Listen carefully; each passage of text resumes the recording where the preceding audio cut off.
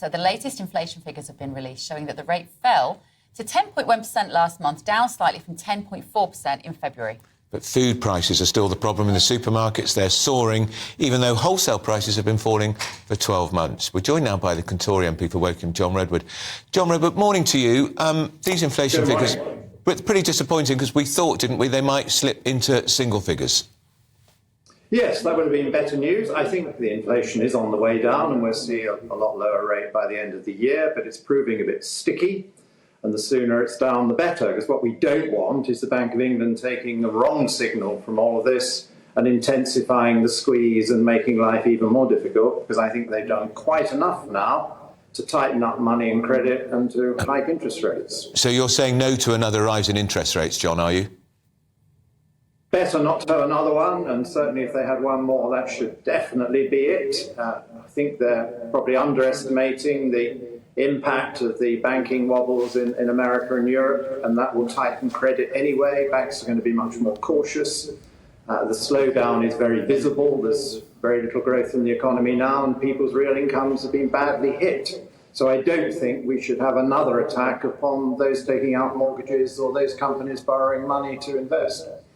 John, we've seen this morning the consumer price index, the food prices have gone up by nearly 20%. Meanwhile, the wholesale prices the supermarkets are buying those foods for have gone down quite steeply. If the government really wanted to help people, they could do something about that.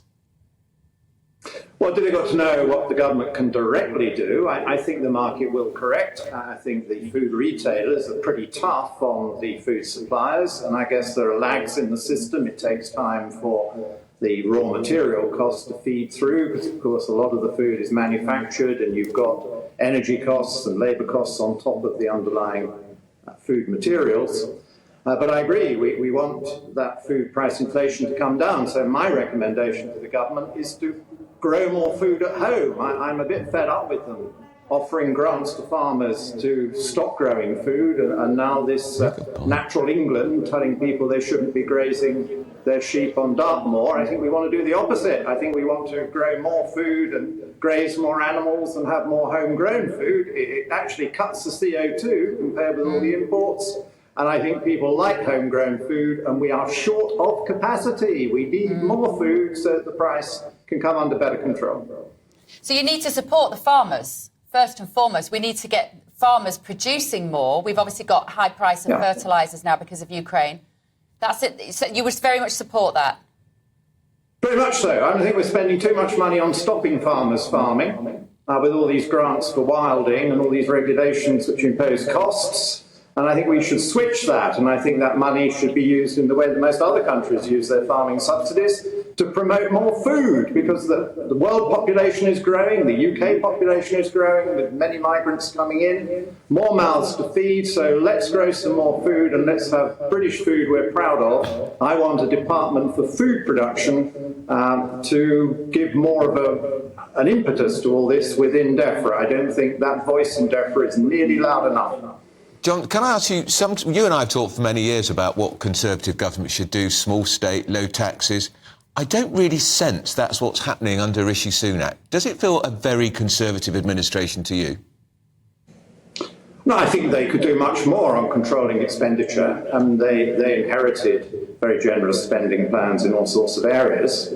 But I think more needs to be done to get better value for money and to concentrate the state spending on those things that really need doing and on those people who need most help from the state. I think we've allowed the help to drift too far upwards. I'm not quite sure why we all benefit from control prices and subsidies for our energy bills when people on good incomes could have got by without, for example. Now that will run off.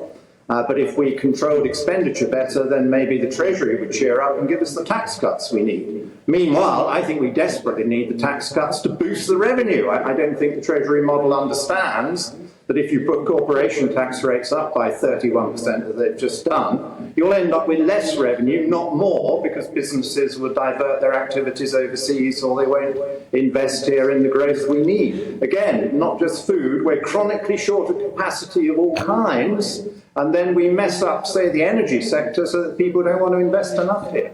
Can I put this to you, John Redwood, that Liz Truss has made the case for low taxes very unpopular because of the way, because of the cockeyed budget that she brought in last year?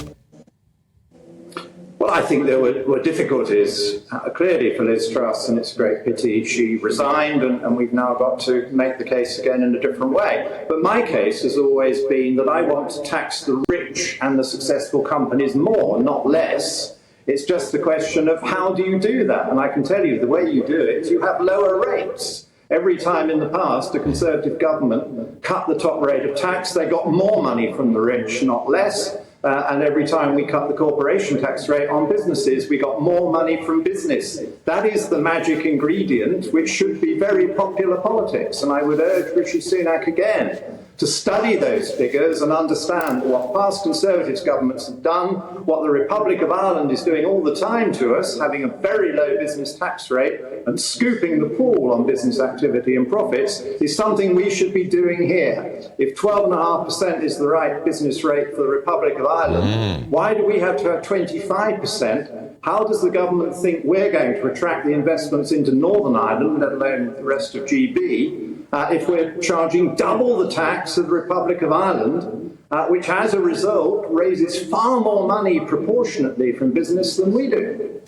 John, let me ask you about the illegal immigration catastrophe which is unfolding at the moment. I don't think I've got time.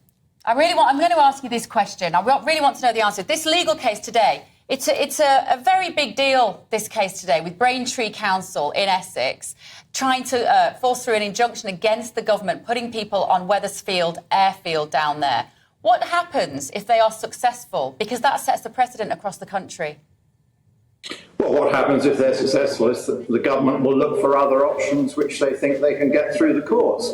But what it tells us is that local government and many people in our country, generous as we are and wanting to help refugees, think far too many people are coming in illegally, many of them not refugees at all, but it takes too long to find that out. And they want the government to get better at stopping it. Now, I'm very strongly in favour of what the Prime Minister said. He said he would stop the boat. So let's do it. And I think next week, Parliament has an opportunity to make that easier. And I think the government's going to need a tougher law than the one we've been given in Parliament so far. Because as we know in the past, you state in law what you want to do, and then the lawyers and the international bodies get to work and undermine the policy.